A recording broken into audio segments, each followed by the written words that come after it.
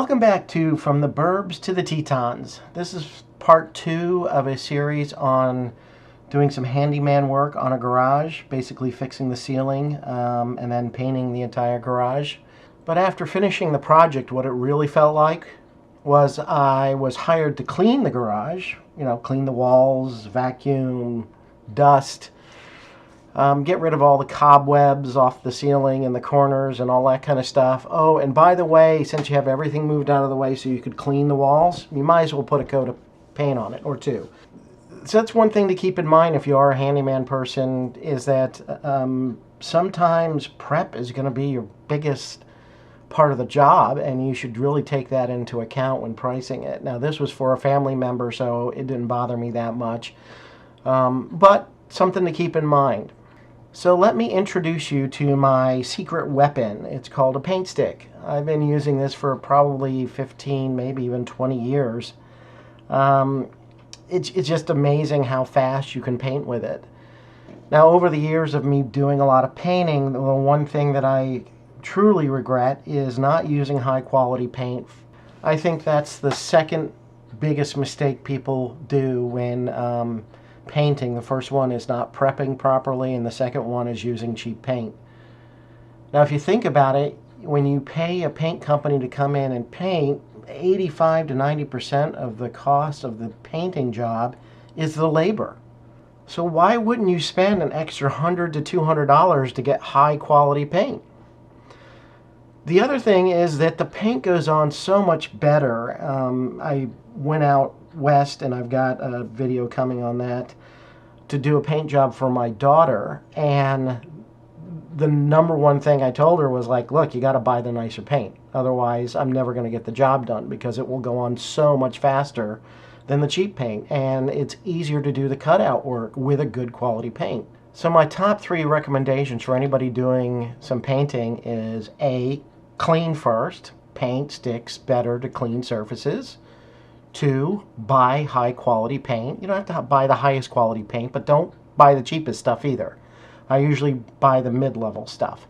And then the third one is buy a paint stick. You will go so much faster painting with a paint stick than any other method. It's not even close. Now, about the paint stick, I do not try and keep the paint stick after a paint job, because there's all of these hidden valves inside of it, and they just get goopy with paint, and it's just not worth it. They cost about $25, $27, $30, and to me, it's just cost of doing the paint job is I'm going to spend 30 bucks on a paint stick, and I'm going to throw it out afterwards. Now, they do sell kits to try and rehabilitate them, and I've only been able to rehabilitate a paint stick one time. It was a pain in the butt. I spent a couple hours trying to get it all cleaned up and everything else. What they really need to do is that bottom piece where you suck in the paint and you push out the paint, that plastic piece. If there was a way to just replace that whole piece, then I would be in favor of trying to recycle these things. But try it out for yourself. Maybe you have better luck than I did. So let me give you a couple of tips on using the paint stick. The paint stick handle is like having a handle for a regular roller, but it changes length. So work out where you're going to paint when the stick is completely full and it's nice and long, where you want to paint when it's medium length, and where you want to paint when it's almost completely pressed. Now, that makes you move around a little bit, but it's well worth it. If you've got a nice long wall, I'll often go ahead, and the first half of the paint stick always gets from my waist and above, and the second half of the paint stick always gets from the waist below on the wall. So I'll do the top half of the wall, and then come back and do the bottom half of the wall as the paint stick starts getting empty. The second tip would be to make sure that you have the splatter guard in the right position, because this roller will splatter. It's kind of the nature of the beast. It's designed to have the paint seep through out from the inside out, so that it is continually wet. And so the roller just has a hard time not spattering. If And for small jobs, I actually just use a roller. It's just not worth the, the $25 to throw out the paint stick for a small job.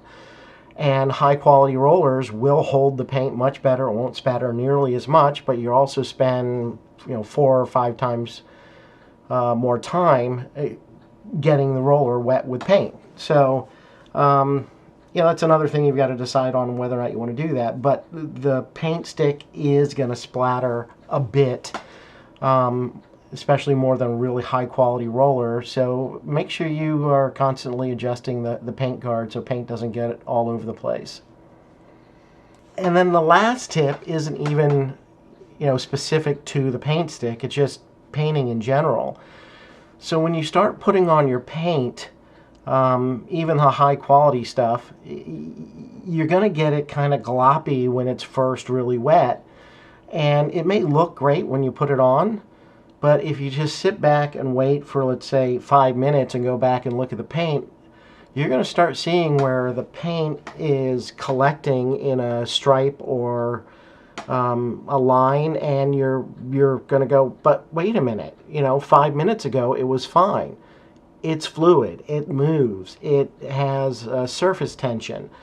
So the number one thing I would say about making your paint job come out really nice looking and professional is once you get your roller dry, because you've painted like 2 or 3 feet of the wall, go back over and go over soft with the dry roller over the wet areas and let it sop up any extra paint. And that will almost guarantee you having a really nice paint job every single time. I have a couple of bonus tips I want to go ahead and share with you while we continue to watch the video. The first one is storing your paint brushes and rollers while you're taking a break, whether it's a short break or even a long break. Now, what I usually do when I'm storing something for overnight, I'll go ahead and get the roller or brush wet. Use it, but don't get it all the way dried out. Then what I do is I'll take a medium wet paper towel. Basically, I get it real wet, squeeze it out a bit so it's not dripping. And then I'll either wrap the brush in it, so the brush part of the brush is completely enclosed and kind of folded over on, and then if it's a roller, I just kind of roll it so the roller is completely covered with paper towel. Then, especially with a brush, I'll put it in a plastic bag, a Ziploc or whatever, and if the handle's hanging out, that's okay. I just zip it the best I can, because with the paper towel in there, it's going to stay moist. And then with the roller, I put the roller into a kitchen garbage bag, a 13-gallon bag, and tie that off at the top. And the reason I usually use a bigger one is that, especially when I'm using a paint stick, I want the paint stick mechanism part to be in that plastic bag. That's a way for air to get into the whole thing. The tube is always empty. And again, I don't get the roller completely dry, but it's not like super saturated wet either.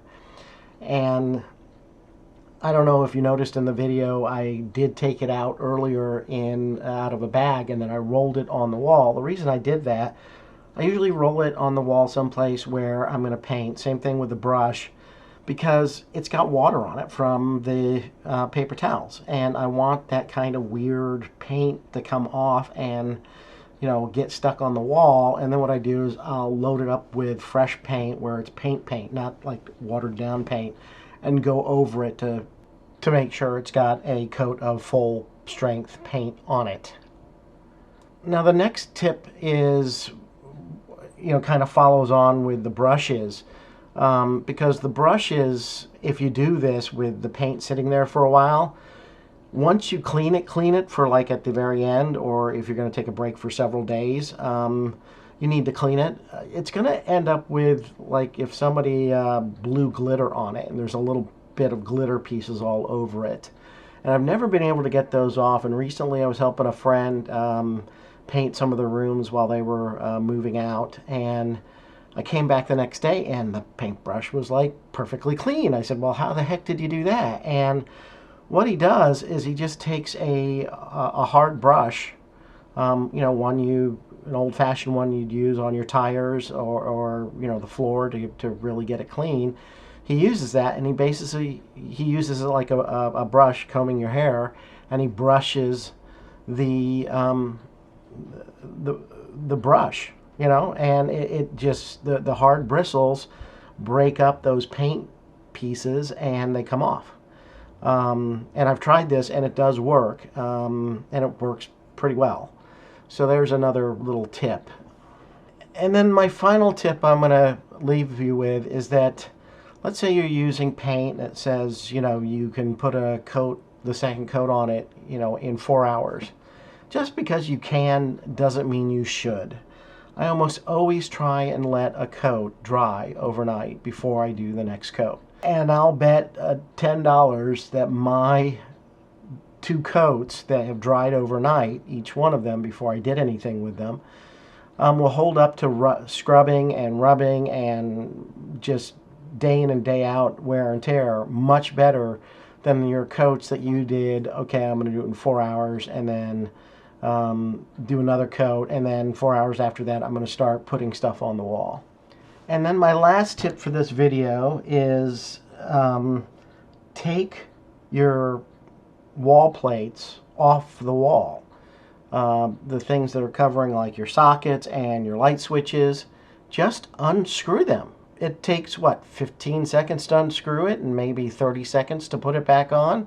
I've watched professional painters who can do great cut-ins and everything spend 5 minutes going around one of these plates. They always nick it with paint.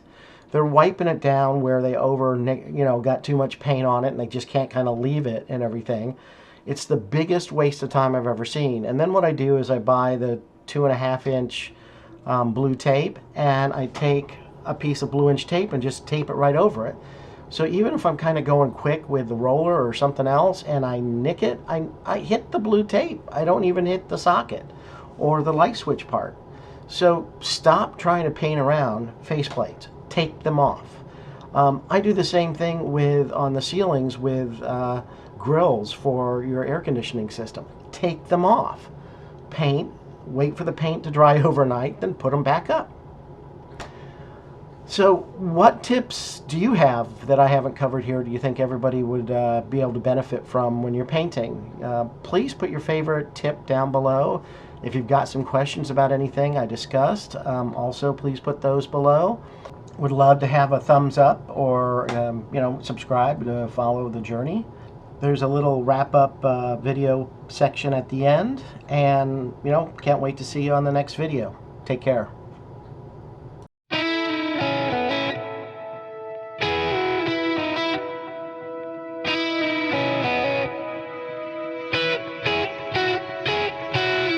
Finish up our makeup in the mirror.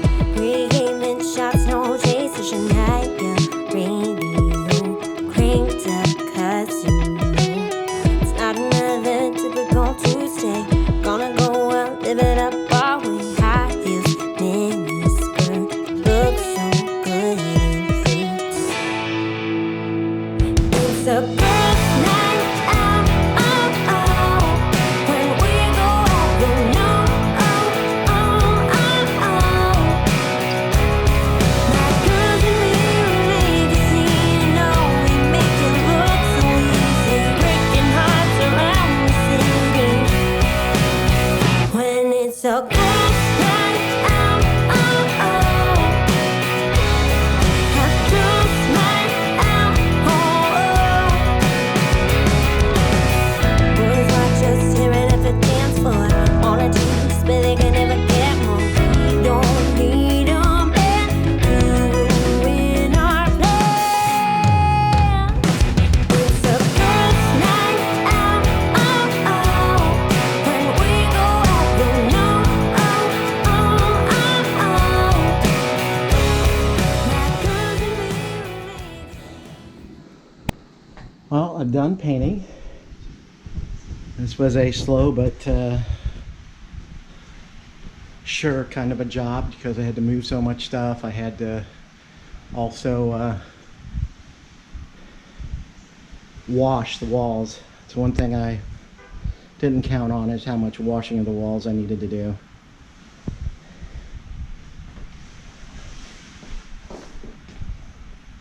And it took 2 coats of really good paint to get it looking like this. It hadn't been painted in 8 or 9 years.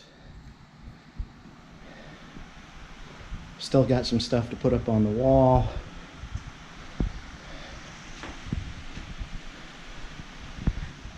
You know, I finished that corner unit and the center unit for the tools and stuff today. And that was it. I took the last little bit of paint I had and painted a little bit of the inside part of the garage door. They kind of wanted me to paint the garage doors, but I ran out of paint, and they said it wasn't that important, so I skipped it as they were responsible for buying the paint.